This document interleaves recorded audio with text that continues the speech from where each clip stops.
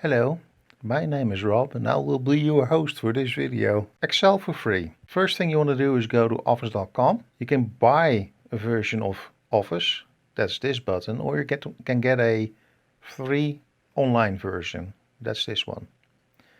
What you want to do is press the button. It asks you to sign in or create an account. Creating an account is absolutely free, no charge, nothing, just you create an account and that's it. If you want to sign in, you type in your details. I'm a quick type, so I'm in. You end up here in the start screen. There you have all the free applications that are available to you. These applications are an online version of the offline version. The offline version has more functionality, but the basic functionality is in there. All you need to get started. When you press Excel, you end up in the Excel online screen, and here you can get a blank workbook where you have to start from scratch, and you have your templates. You have your premium templates or your free templates.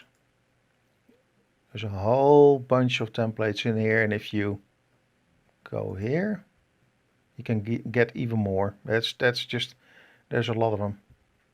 If you go back, there's another option. You can upload and open your Excel sheet from your desktop, from your wherever you have it. You can open a recent workbook. You can open it from OneDrive. So if you have an old Excel sheet that's no longer in your recent opened list, you can open it from OneDrive, or you can open it again from your local PC, wherever you want. So let's go into this one.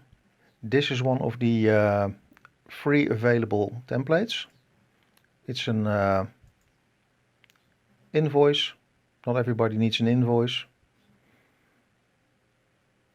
But how to make an invoice, that's something that will come up in a future video that I'm going to start work on. With all the formulas and everything about it. When you look at the menu, you have everything you need in the Excel online menu to make an invoice or other Excel sheets. And everything is in here. Everything you need.